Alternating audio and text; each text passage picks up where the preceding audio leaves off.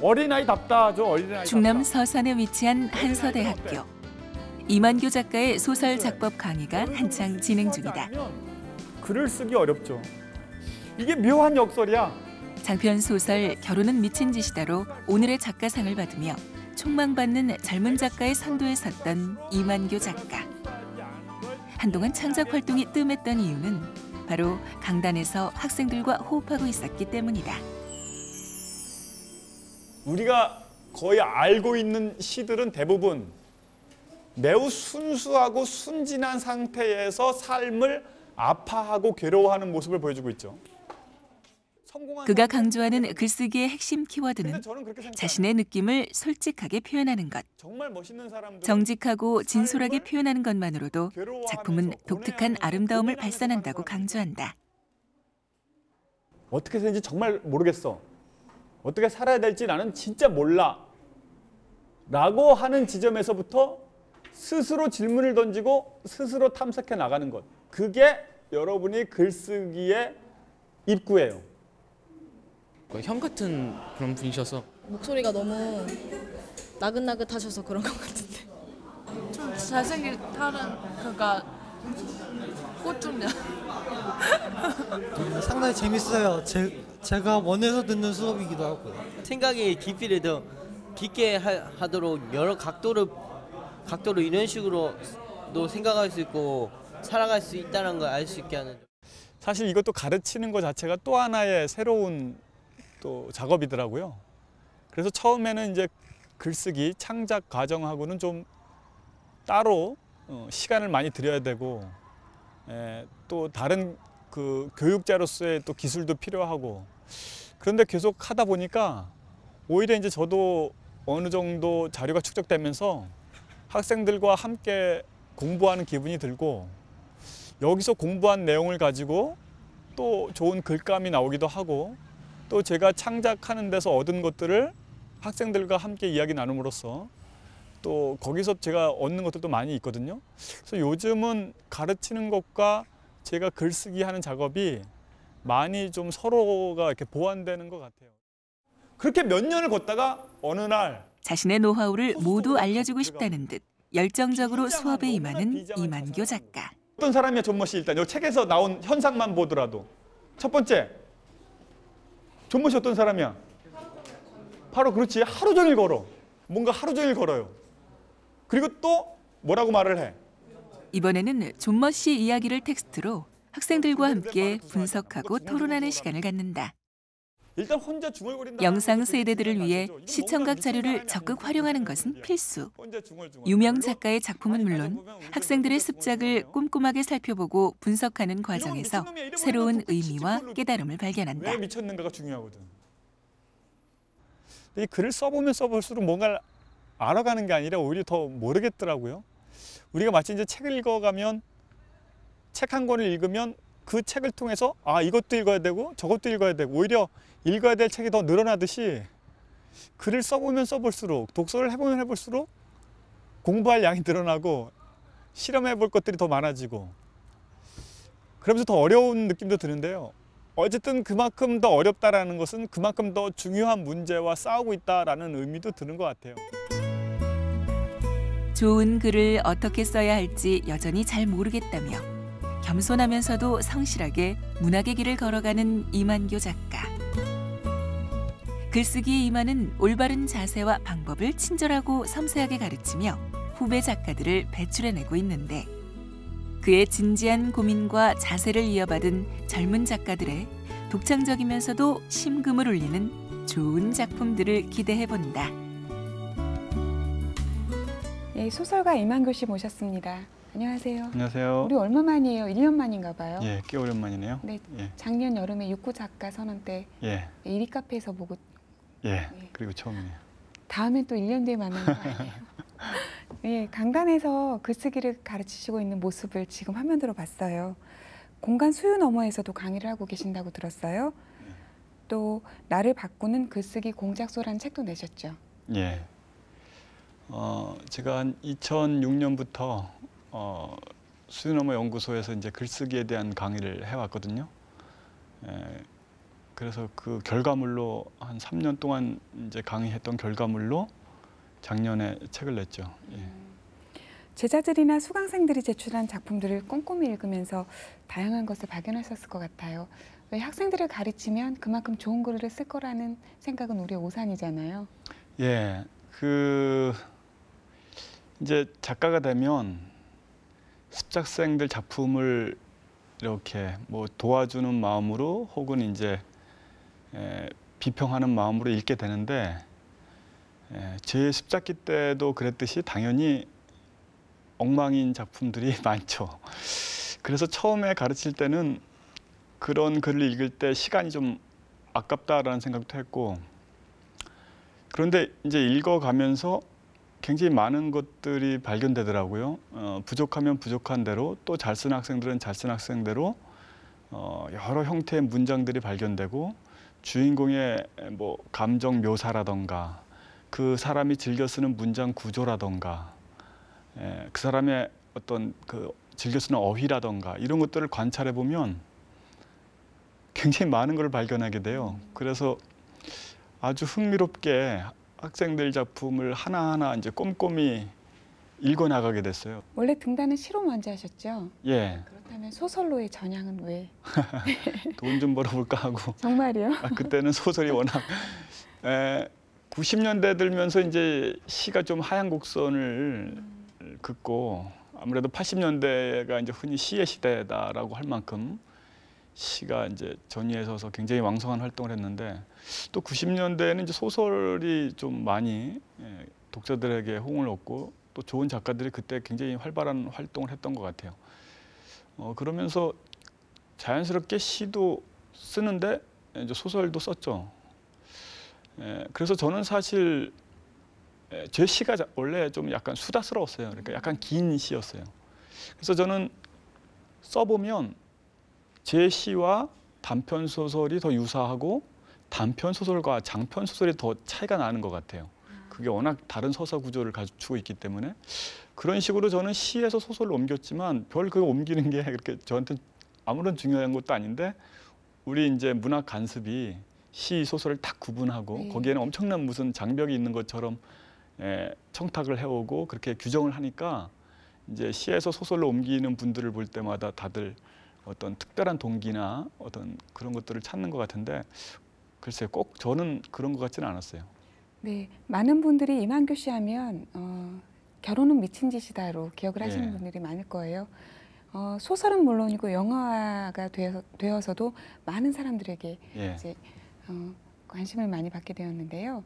오늘 살펴본 작품은 먹고네 집에 놀러올래입니다. 예. 네. 결혼 미친 짓이다가 이미 이제 많은 독자들에게 읽혔고, 또 영화화 되었는데 뭐 각색도 원작을 충분히 잘 살려서. 각색도 이만교 씨가 하셨나요? 제가 하지 않았어요. 네. 유아 감독이 직접 했는데 네. 아주 그 유아 감독의 어떤 시적 감수성이랄까 그런 것들이 잘 조화를 이뤄서 그 작품을 훼손하지 않고 아주 좋은 점만 잘 따서 좋은 영화로 만들었더라고요. 네. 뭐 어쨌든 독자들은 책이든 영화를 통해서든 충분히 그 작품에 대해서는 좀 이해를 했을 것 같고, 저도 이제 그 작품은 약간 좀 하도 이야기를 많이 해서 네. 오늘은 조금 다르게 먹고네 집에 놀러 올래를 가지고 이야기하고 네. 싶습니다. 먹고네 집에 놀러올래도 한편의 극을 보는 듯한 느낌이 듭니다. 그래서 그 장면을요, 극으로 한번 꾸며봤습니다. 함께 보시고 이야기 나눠가도록 하겠습니다. 네, 들어갈게요. 네, 저 아침 일찍부터 왜 이렇게 웃고 계십니까? 빚쟁이들한테 너무 시달린 나머지 자살을 결심하고 아이들하고 같이 바카스에 넣어둔 독약을 어젯밤 마셨는데 이렇게 멀쩡하게 살아난 거예요. 남편도 아이들도 죽기는커녕 모두 잘 자고 일어났네. 그러시군요. 그런데 정말 이상한 것은 이미 들이닥칠 때가 됐는데도 빚쟁이들이 안 온다는 거예요.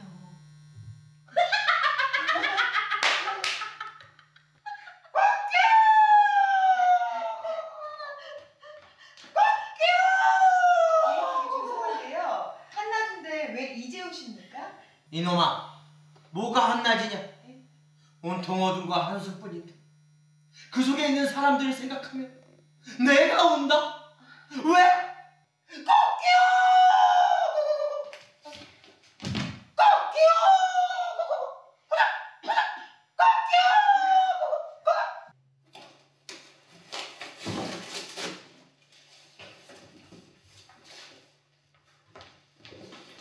저 지금 뭐 하시는 거예요?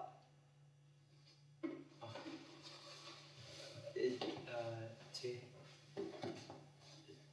방을 좀 보고 있습니다. 그러세요? 아니, 보던 거 보세요.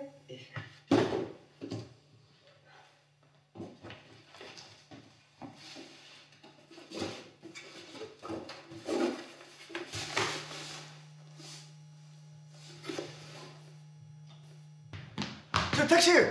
아이, 저기 저기, 이렇게 아침 일찍 어디 가시는 거예요? 저 공장이 망해가고 있어요. 좀 아우, 비켜주세요. 그래서 공장에 이렇게 일찍 나가시는 거예요? 아니요, 그 대출 받으러 갑니다. 은행이에요? 아니요. 네. 그 담보하고 보증이 필요하다고 해가지고 거기 가는 거예요. 아, 그러면은 어디서 빌리실 예정이시죠? 저 공항! 아, 해외 합작을 계획하십니까? 아니요, 저 동장 친구 어머니가 저 해외 여행 간다고 거기 가는 거예요. 아, 그러면은 그 비행기를 함께 타시나 봐요. 아니요, 그 동장 친구한테 잘 보여야지 이렇게 하죠. 아, 그럼 친구분께 보증을 부탁하시려고요? 아니요, 보증을 부탁할 사람과 같은 경기고 출신입니다. 네? 택시! 저 공항! 이상 오유엔 리포트 백지연이었습니다. 앞서 보신 장면은 TV 속의 이제 르포 장면이에요. 한편의 부조리급 같기도 하다는 생각이 들었어요. 예. 소설의 배경은 IMF 구제금융, 그러니까 예. IMF 한파라고들 예. 하죠. 한파가 몰아쳤던 1990년대 말을 배경으로 하고 있습니다. 예, 작품을 쓰신 동기가 있으실 것 같아요. 예. IMF가 사실 제가 볼 때는 우리 한국사에 있어서 되게 중요한 어떤 기점들, 예를 들어서 4.19나 또 5.18이나 이런 거 못지않게 되게 중요한 기점인 것 같아요. IMF가 터지면서 신자유주의 물결, 그리고 어떤 무한 경쟁의 논리들, 어떤 그런 논리들이 이제 팽배해지고 서민들이나 중산층들의 몰락이 이제 그 이후 지금까지도 여러 가지 수치로 명확하게 드러날 만큼 한국 사회에 이제 끼친 영향은 굉장히 큰데요.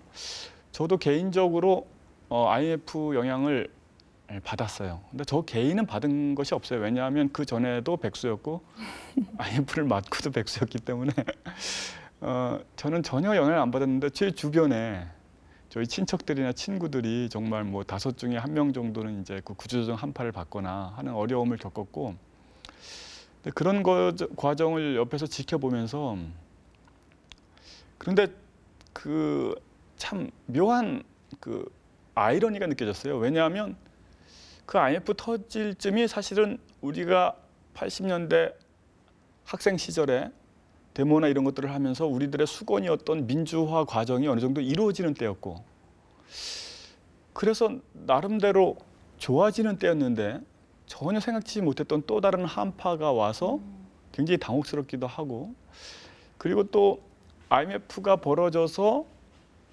분명히 다들 고생을 하는데 저는 그전에도 뭐 소박하게 이제 작가로서 그때 아직 무명 작가였으니까 더구나 소박하게 살았는데 그 소박하게 사는 재미는 저는 개인적으로 여전했어요. 그러니까 이게 어떤 면에서는 참 어려운 시대가 왔다라는 생각도 들고 어떤 시대는 여전히 나는 재밌다라는 느낌도 왔고 세상이 좋아졌다라는 느낌도 들면서 또 세상이 그만큼 더 어려워졌다라는 느낌도 들고 이렇게 제 몸으로 이렇게 관통하는 흐름이 한 가지가 아니라 여러 가지가 이제 교차돼서 아이러니하게 느껴지는 거예요. 어쨌든 그 감성을 한번 글로 써보자 해서 이제 이 글이 나오게 됐던 것 같아요. 네, 먹고네 집에 놀러올래는 2001년에 출간돼서 벌써 9년 전의 작품이에요. 예. 9년 전의 작품을 다시 들춰보는데도 9년의 시간이 그렇게 길게 느껴지지 않는 이유는 예. 뭔지 잘 모르겠지만요. 작품의 줄거리를 간략하게 소개해 주신다면요. 예, 아마 IMF 이후로 이제 여러 통계치에서 보듯이 여전히 저희들은 이제 신자유주의 물결 속에서 어려움을 겪고 있기 때문에 이 글이 9년 전 작품이지만 여전히 공감될 수 있을 것 같은데요. 줄거리는 아주 간단합니다. 이 남자 주인공이 이제 부모님이랑 같이 살고 형이랑 같이 살고 이렇게 가족들이랑 같이 삽니다. 그리고 여자친구도 있어요. 그런데 이 집안에도 어김없이 IMF 한파가 닥치죠. 사실 신자유주의의 중요한 키워드 중에 하나는 경제적인 향상이 되면서 더 개인주의화되고 더 자유로운 사회가 되고 하는 것을 어떤 목표로 삼거나 지향하는 듯이 보이거든요. 분명히 특히 뭐 미국이나 그 유럽 같은 선진국에서는 신자유주의가 더 팽배해지면서 개인주의, 자유주의 같은 게 팽배해졌는데 한국 사회는 신자유주의 물결이 덮치면서 오히려 개인으로 견딜 수 있는 어떤 장치도 없고 가족으로 돌아가야 돼요, 이게. 그러니까 신자유주의라는 것은 개개인의 이익을 더 극대화하는 것을 모토로 삼고 있는데 우리나라에서의 신자유주의는 어떤 오히려 가족에게 기대지 않고는 구조조정을 당했거나 뭐 이혼을 당했거나 했을 때 결국 믿을 거는 친정 엄마밖에 없고 혹은 부모님밖에 없고 혹은 또 남편밖에 없고 하는 식으로 가족이 역설적으로 강화가 돼요. 저는 그걸 제 느낌을 이렇게 체감한 것 같은데 뭐냐면 훨씬 더 개인적으로 살고 싶은데 훨씬 더 가족이 소중한 거예요. 그 아이러니가 이제 이 글 전체의 줄거리입니다. 그래서 여자친구가 떠나느냐 마느냐라는 문제랑 이 집안이 나름대로 어려움을 겪어갑니다. 몰락해 가는데 그 과정을 또 이 집안이 굉장히 말하자면 유쾌하게 즐겁게 견디는 지점이 있거든요. 네. 그래서 이런 하여튼간 IMF라는 파고를 겪을 때 우리 몸에 흘렀던 어떤 양가적인 감정, 그 아이러니한 느낌들, 그것들을 이제 이 이야기의 가장 큰 흐름인 것 같아요. 네. 방금 말씀하신 것처럼 어떤 개인주의의 극단에 서 있는 게 바로 결혼은 미친 짓이다라고 한다면 정말 말씀하신 것처럼 그 IMF 한파가 오면서 먹고네 집에 놀러 올래 이 속의 가족들끼리 똘똘 뭉치죠. 네. 실제로 이 두 작품이 이제 같이 나갔을 때 결혼 미친 짓이다는 정말 개인주의거든요. 그렇죠. 그거는 어떻게 가족이 해체되고 있는지, 기존의 전통적인 결혼 제도가 어떻게 해체되고 있는지를 보여줬는데 이것은 이제 거꾸로 현실에서 우리가 어떻게 가족이 강화되고 있는지 그리고 가족이 얼마나 소중한 건지를 이제 결국 다루게 되는데 아마 그것이 그 IMF가 가지고 있는 신자유주의 물결이 가지고 있는 이중성에서 비롯된 것이 아닐까라는 생각이 듭니다. 소설 도입부에는 주인공의 아버지죠. 술에 취해서 집으로 돌아오는 그 방법이 아주 재미있게 묘사가 되어 있습니다. 제가 한번 읽어볼 건데요. 아버지가 매번 무사히 집에 들어올 수 있었던 것은 아버지 특유의 독특한 보행법 덕분이었다. 평소엔 한없이 소심하던 아버지였지만 술에 취하면 친구와 어깨동무를 하고는 뭐 그리 기분이 좋은지 커다란 소리로 파한대소하면서 혹은 노래를 부르면서 앞으로 한두 걸음, 다시 뒤로는 두세 걸음 하는 식으로 걸음을 내디뎠다.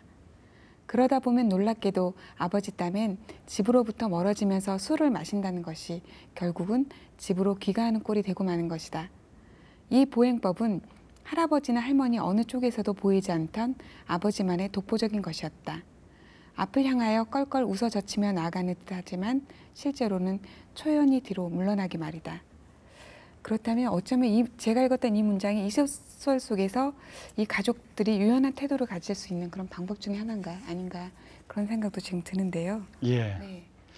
사실 이제 저는 이거를 딱 이 아버지의 걸음걸이를 표현하기 시작하면서부터 이 글을 어떻게 써나가야 될지 이렇게 딱 잡혔던 느낌이 들었어요. 굉장히 연상적이에요. 네. 그래서 제가 여러 번 지금 설명하고 있지만 이 글 전체를 끌고 나가는 것이 사실은 이제 아이러니거든요. 분명히 IMF는 우리한테 고통스러운 것인데 민주화라고는 아주 즐거운 결과로서 IMF가 탁 우리한테 왔다라는 것. 또 IMF는 아주 고통스러운 것인데 그것을 이겨내는 즐거움을 충분히 느낄 수 있다는 것. 또 혹은 신자유주의는 개인주의를 취향하는데 오히려 가족주의가 소중하게 느껴진다는 것.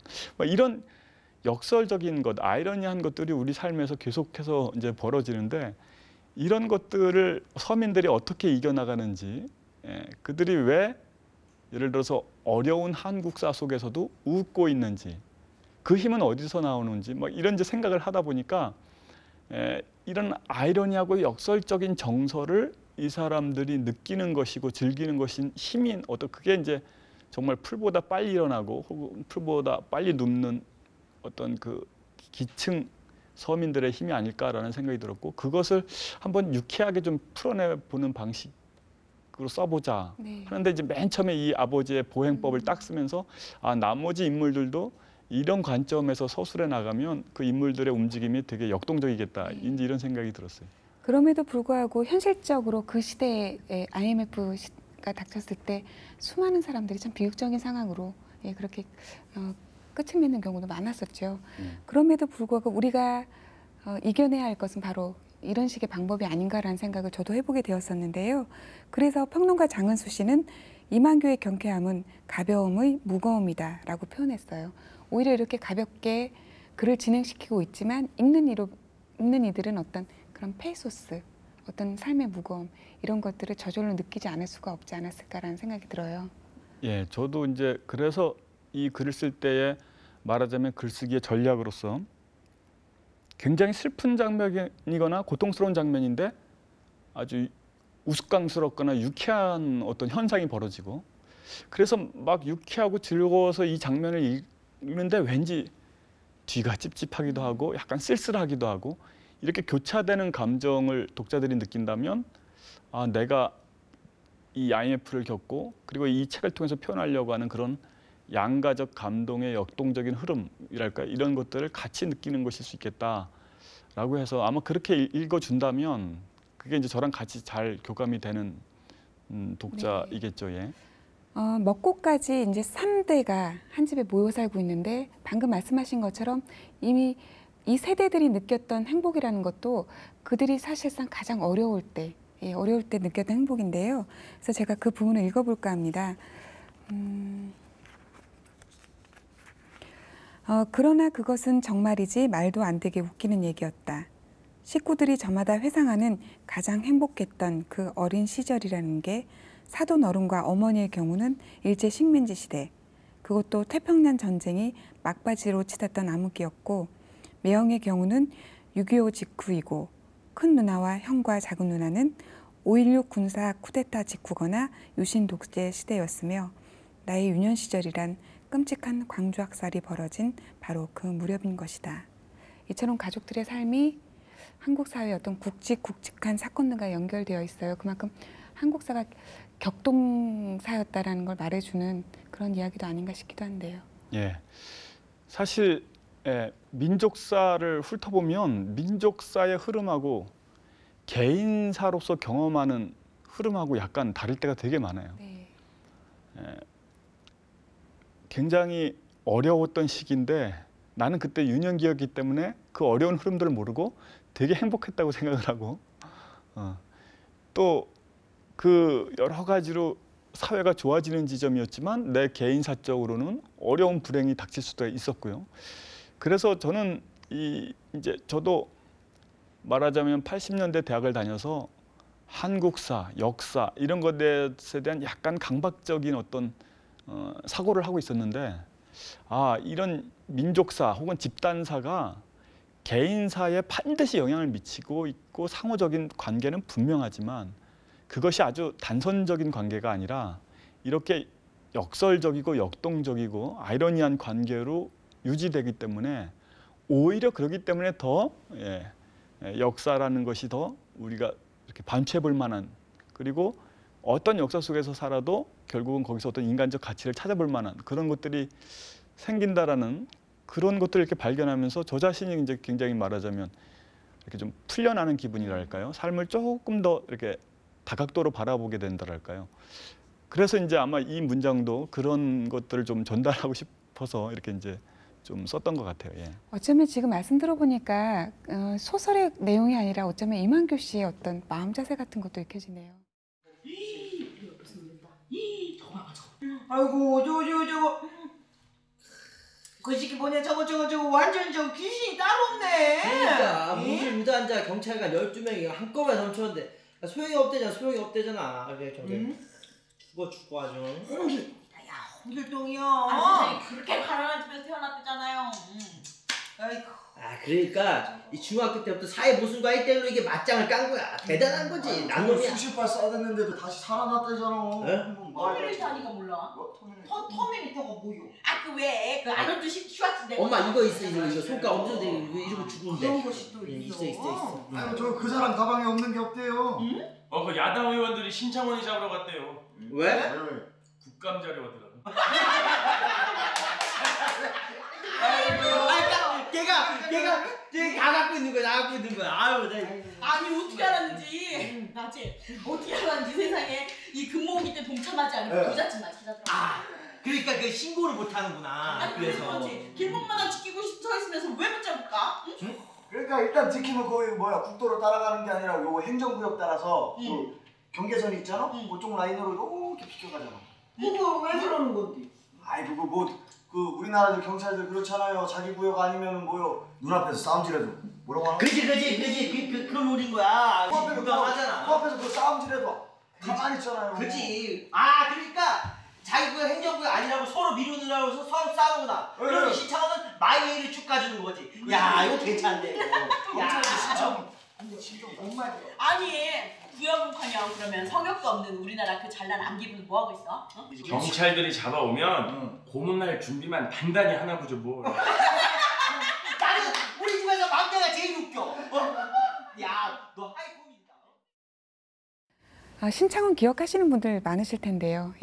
이제 아직도 이제 구금 생활을 하고 있는데 그때 은근히 신창원을 응원하는 사람들이 잡히지 않기를 바라는 사람들이 많았죠. 신창원이 입었던 그 유명한 티셔츠가 뭐 진짜다 또 나중에는 가짜였다 이걸로 말들도 많았는데요. 왜 응원하고 있을까요, 이 가족들은요, 신창원을? 아마 이 대목에서 이제 신창원과 함께 그 가족들이 이렇게 집착하는 인물이 또 한 명 이제 골프 치는 누구죠? 네, 박세리요. 네, 박세리. 박세리와 신창원 둘에게 이제 집착을 하죠. 분명히 이제 박세리는 아주 훌륭하고 우리가 존경할 만한 운동선수거든요. 근데 그 당시 지나치게 마치 그 한국 사회의 여러 가지 어려운 정치적인 현실이나 이런 것들을 그냥 박세리라고 하는 걸로 다 풀어 넘기려고 하는 그런 언론의 보도 같은 것이 저는 느껴졌어요. 그런가 하면 반면에 분명히 신창원은 말하자면 법적인 제재를 받아야 될 사람인 게 분명하죠. 그런데 왠지 그 사람이 어떤 보여줬던 몇 가지 것들은 무조건 그 사람 탓만 하기 어려운 지점들이 한국사에 또 있었거든요.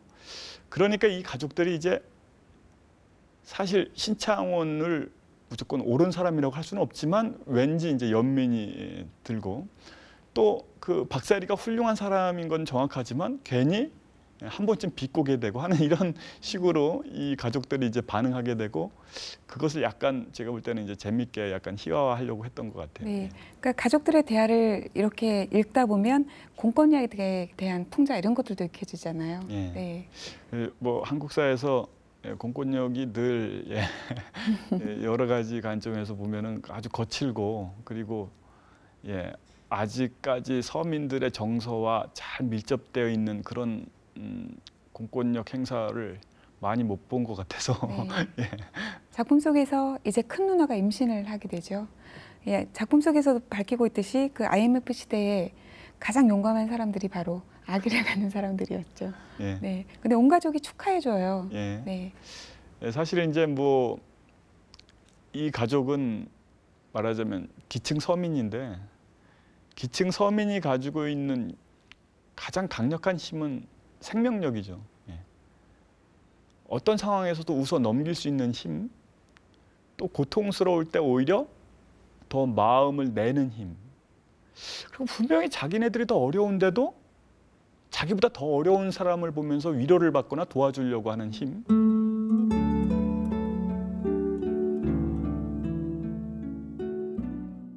사실 IMF 때도 이 서민들의 근무기 운동이라든지 이런 걸 보면 대단했죠. 우리 한국 사회에서 그 서민들이 보여줬던 이런 아주 역동적인 수치로만 보면 더 힘들어하거나 더 괴로워해야 될 텐데 더 낙천적으로 결국은 긍정적으로 더 밀고 나가는 힘이 있었는데 그것을 상징적으로 보여주는 것이 이제 이 아이가 태어나는 네. 그 장면인 것 같아요. 네, 곳곳에 그 작가의 유머가 굉장히 숨어 있습니다. 많이 숨어 있습니다. 일단 카드사에서 오는 독촉 편지를 팬레터라고 말하는 부분도 있고요. 축의금 5만 원 내고 이제 500억이라고 과장해서 표현하는 장면들이 있어요. 비애가 느껴지기도 해요. 문득 서민들의 이 낙천성. 예. 네. 말하자면 저는 그 사람들이 그 낸 5만 원은 어떤 사람의 500억보다 소중하다는 생각이 들었고 아마 이제 그런 것들을 이렇게 말하자면은 그 숫자를 바꿔놓음으로써 한 번 더 생각하게끔 하려고 했던 것 같아요.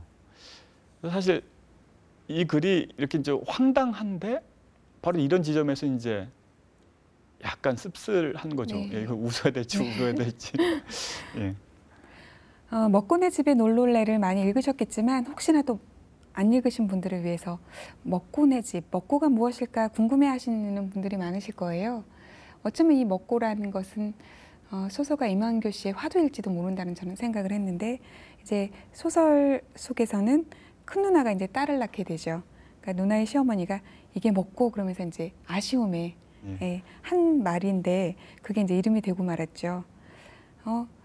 임완교 씨 딸의 애칭이기도 하다고요? 예. 네. 뭐 지금도 이제 저희 딸을 먹고라고 부르는데 사실은 이게 이제 그 유명한 우리 한국 불교의 화두 이먹고에서 나온 건데 그리고 제가 그 21살 때 이제 몸이 아파서 처음으로 이렇게 명상을 해봤는데 그때 품었던 화두예요. 그 뒤로 이제 명상을 하게 되면 이 화두를 품었는데 근데 여기서는 이제 그렇게 고상하게 나오면 오히려 소설의 흥미가 죽고 이 할머니가 아들이 나올 줄 알았는데 딸이 나오니까 이 먹고 이제 이렇게 한 거죠. 예. 그런데 저 개인적으로는 이 먹고라는 것이 정말 도대체 이런 역사 속에서 이 가족이 이 아이를 낳고 기뻐하는 도대체 이 현상은 뭐고 이 역설적이고 역동적인 힘은 뭔가 뭐 이런 질문을 이렇게 품고서 이제 한 건데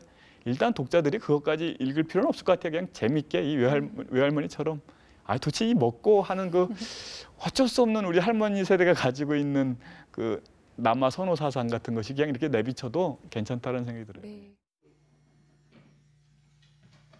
과외도 소개시켜주고 내가 오늘 쏠게. 먹고 싶은 거 있으면 다 시켜. 가르칠만 해? 내가 마음에 든대. 나도 걔 마음에 들고. 자기 사촌 매형했으면 좋겠다던데. 그 애는 성격이 너무 소박한 게 탈이라니까. 대학은 어려울 것 같지? 글쎄. 그래도 너무 공부만 시키지 말고 친형처럼 살갑게 대해줘.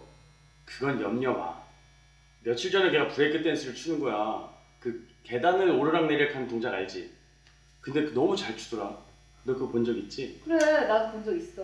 그래서 내가 질세라 그 녀석 앞에서 춤을 춰줬어. 그 춤 출 줄 알아? 그럼 그냥 가만히 서 있으면 돼. 그리고 내가 말해줬어. 나는 지금 계단을 올라가는 중이 아니라 에스컬레이터를 타고 가는 중이라고. 그랬더니 걔가 이 말을 딱 치면서 좋습니다 사부 그러더라. 나 형이 좋아질 것 같아.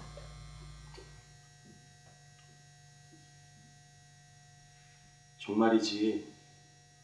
내 인생에서 가장 소중한 시간을 꼽으라고 한다면 나는 IMF를 꼽겠어. 가자. 주인공이 이제 그 여대생 혜연을 만나게 되고 IMF가 가장 행복한 시절이었다고 얘기를 하죠. 그렇지만 정작 본인에게 이제 IMF 때문에 유학도 포기하게 되고 또 아르바이트를 구하고 학원을 전전하잖아요. 어쩌면 오늘날 88만 원 세대죠. 예, 그 세대를 대변하고 있다는 느낌도 들어서 좀 쓸쓸함을 감출 수가 없는데요.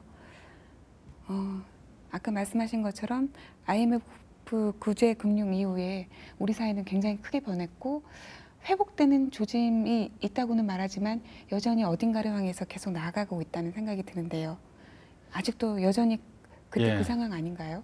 제가 뭐 연구소에서 학생들을 가르치거나 또 대학에서 이제 학생들을 가르치면서 지금의 젊은 세대가 어떻게 보면 군사 독재 때 있었던 저희 젊은 세대보다도 못지않게 어떤 면에서 이제 불행하거나 어려운 세대인 것은 분명한 것 같아요. 그런데 이제 뭐 제가 지금까지 계속 답변을 할 때 반복하는 이야기지만 이 고통이 사실은 우리를 살게 하는 어떤 힘이 되거든요. 그냥 저 개인적으로는 말하자면 이게 어떻게 보면 굉장히 욕심이 많은 기도일 수 있는데 제가 감당할 수 있는 데까지 딱 거기까지 고통을 주시면 고맙겠습니다라고 이렇게 힘께 이렇게 말을 건넬 때가 있어요.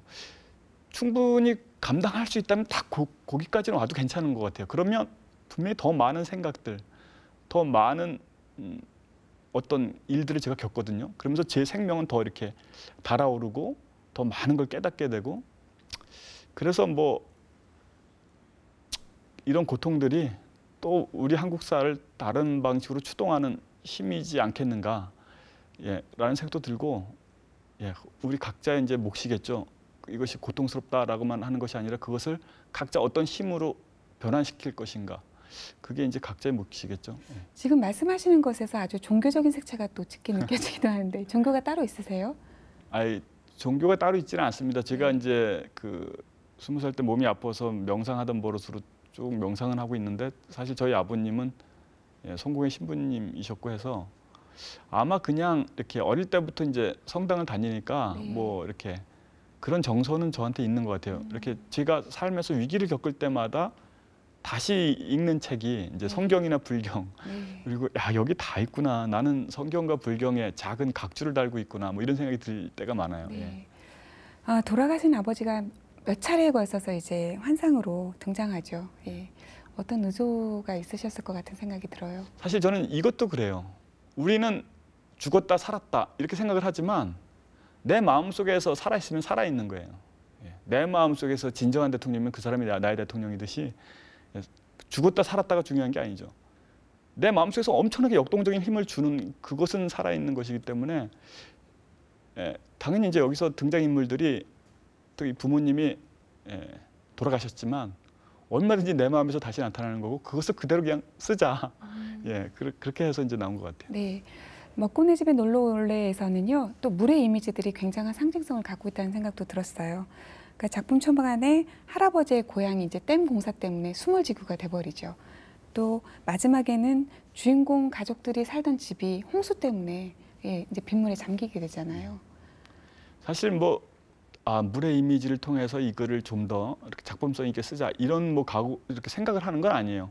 그리고 사실 지금 제가 이렇게 쭉 답변하는 것들도 이 글을 쓸 때 이렇게 나름대로 조리 있게 미리 계획한 거는 아니죠. 그냥 글을 쓸 때는 사실 저는 늘 그런 것 같은데 내가 2시간 있다가 좋은 글을 쓸지 나쁜 글을 쓸지 전혀 제가 감을 못 잡아요. 사실은 20분 전에도 모르고 또 어떨 때는 야 이제 나왔다. 정말 좋은 글이 나왔다 해서 막 쓰고 춤까지 춰요.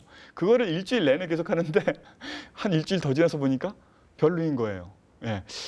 그러니까 그 사실은 쓸 때는 그냥 직감적으로 쓰는 거죠. 그래서 어쩌면 학생들을 가르치는 일과 또 글을 쓰는 일이 그렇게 결과물이 다르게 나올 수도 있는 그런 이유가 아닐까 생각이 돼요. 그렇죠.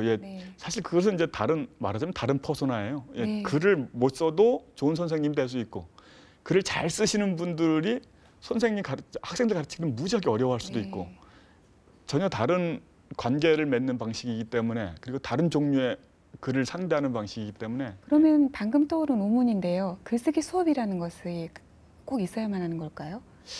글쓰기 수업이라는 것이 넓게 보면 따로 있을 수가 없죠.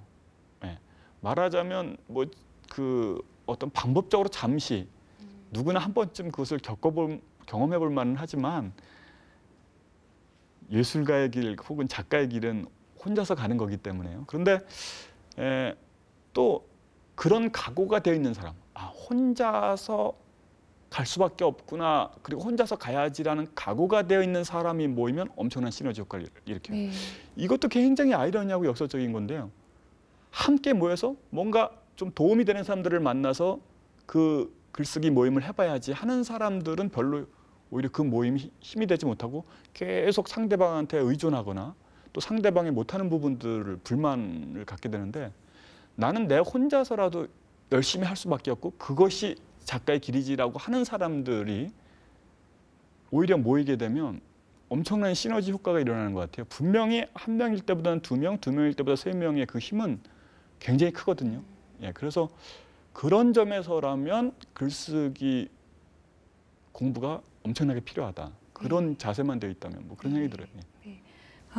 저는 이만교 씨의 신작을 굉장히 오랫동안 기다려왔는데요. 그동안 강단에서 많은 시간을 보내신 걸로 알고 있는데 신작은 언제쯤 독자들이 만날 수 있나요? 예. 저도 그 한동안 작품 발표가 굉장히 뜸했는데 사실 제가 지금도 또 준비하는 책이 그 나를 바꾸는 글쓰기 공작소 2권이에요. 그리고 또 다른 글을 창작글을 쓰고 있는데 장르가 소설이 아니에요. 예, 그래서 어떻게 될는지 모르겠어요. 그런데 어쨌든 저는 지금 관심 가는 거, 제가 쓰고 싶은 책들 내용이 그런 것이고 그런 장르이기 때문에 아마 소설은 그렇다고 소설을 안 쓰는 건 아니에요. 매일 이렇게 뭐 30분씩 1시간씩 이제 습작을 해봅니다. 그런데 뭐 좋은 작품들도 많이 있는데 나까지 이렇게 발표를 해서 독자들을 어지럽힐 필요는 없겠구나라는 수준의 글들이기 때문에 그냥 묵혀두는 것이고요. 그게 잘 오래오래 묵히다 보면 뭐 소설로도 좋은 글이 나오겠죠. 어쨌든 지금은 예, 글쓰기 책이랑 다른 장르의 글을 지금 다른 장르라고 하면 어떤? 동화요. 아, 네. 예. 그래서 예, 동화를 쓰고 있습니다. 네, 동화도 역시 소설이죠. 네. 예, 넓게 보면 사실은 네. 별 차이가 못 느껴지는 것 같아요. 네, 저는 아까도 계속 말씀하셨지만 신자유주의의 종말을 구하는 그런 소설을 한번 또 재밌게 이렇게 재밌게 써주시면 어떨까라는 생각을 개인적으로 했습니다. 오랜만에 이만교 씨 만났는데요. 마지막으로 이만교 씨의 낭독을 들으면서 이 시간 마칠까 합니다. 1년 뒤에 만나는 게 아니라 조만간 또 뵀으면 좋겠어요. 예, 고맙습니다. 네, 고맙습니다. 초등학교 임시 숙소 한 구석에 자리를 풀었다. 졸지에 오갈 데 없는 거짓골이 되고 만 거였다. 사람들은 대책위원회를 구성하고 삼삼오오 둘러앉아 개탄과 걱정에 잠겼다. 저녁 뉴스가 방영되자 텔레비전 수상기 앞에 모여들어 물에 잠긴 자신들의 가옥과 자동차를 쳐다보면서 혀를 차고 기상대와 정부 대책반과 정치인들이 나오면 핏대를 세우며 분개하고 싸잡아 비난했다. 우리 식구도 그 끝자리에 섞여서 혀를 차고 울분을 토했다. 그러나 나는 왠지 거기에 섞이고 싶지 않았다.